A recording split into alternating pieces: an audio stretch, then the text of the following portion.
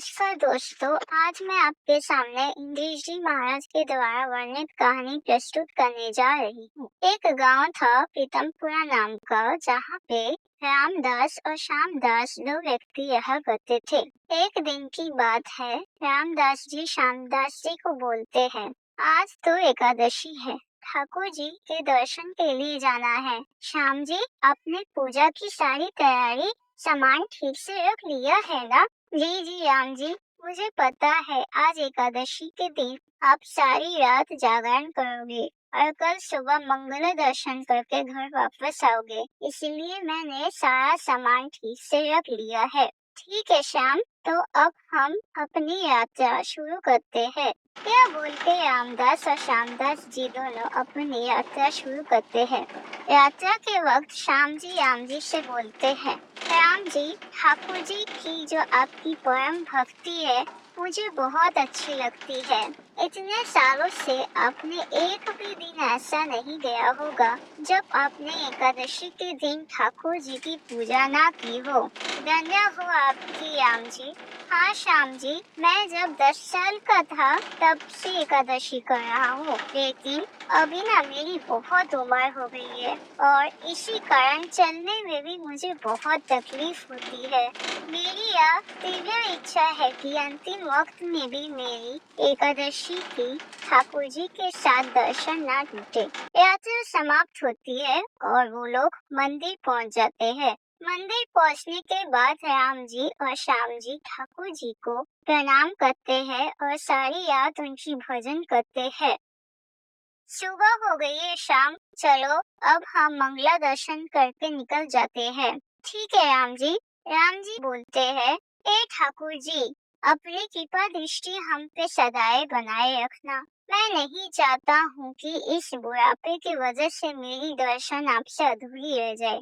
राम जी की भक्ति भाव को देखकर ठाकुर जी का मन पिघल जाता है और वो यह ठीक करते हैं कि अब वो भी राम जी के साथ चलेंगे। तभी एक पंडित जी आके राम जी से बोलते हैं, आज मंदिर में विशेष पूजा है और उसके बाद भोजन का भी प्रबंध है और सारी रात भजन कीर्तन का भी आयोजन है। ठीक है, आज हम यहाँ रुक जाते हैं। रात को जब भजन कीर्तन चल रहा था तब राम जी को ठाकुर जी का ही संकेत मिलते हैं।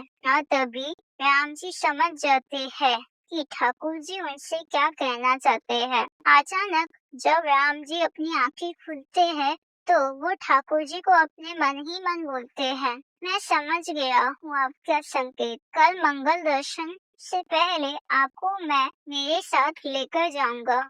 अगले दिन सुबह राम जी ठाकुर जी को जब लेकर जा रहे थे, श्याम जी उनसे बोले, राम जी जल्दी जल्दी चलते हैं, वरना पंडितों ने अगर हमें ठाकुर जी को अपने साथ देख लिया तो बहुत मार पड़ेगी। रामदास और श्यामदास जब ठाकुर जी को अपने साथ लेकर जा रहे थे तब दो पुजारी आ रहे थे। श्यामदास और रामदास बोलते हैं, अब क्या करें रामदास जी, अब तो हम पकड़े जाएंगे। नहीं नहीं, हम पकड़े नहीं जाएंगे, तुम चिंता मत करो।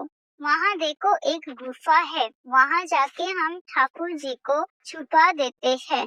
ऐसा करने के बाद वो दो पुजारी राम जी के हाथों में ठाकुर जी का पीला वस्त्र देख लेते हैं और बोलते हैं, तुम दोनों ने ठाकुर जी की चोरी की है, इन दोनों को इतना मारो कि चोरी करना भूल जाए। पंडितों ने राम जी और श्याम जी को जब इतना मारा कि वहाँ से एक अचानक गुफा की तरफ से आवाज आती है। तब ठाकुर जी बोले, अरे मूर्ख लोग, तुम नहीं जानते कि मेरे भक्त लोग मेरे अंग होते हैं। उनको अगर तकलीफ होती है तो मुझे उनसे ज्यादा तकलीफ होती है। जब उन लोगों ने गुफा की तरफ जाकर देखा तो जहाँ जहाँ राम जी और श्याम जी को लगी थी, ठाकुर जी को भी वहाँ पे निशान आ गया था। तभी वो पंडित बोले, हम कितने बेवकूफ हैं कि सोच रहे थे कि ये लोग ठाकुर जी को लेकर जा रहे हैं, लेकिन सच बात तो ये है कि ठाकुर जी इन लोगों के साथ जा रहे हैं। अंतिम में श्याम जी और राम जी बैलगाड़ी में रवाना हो जाते हैं।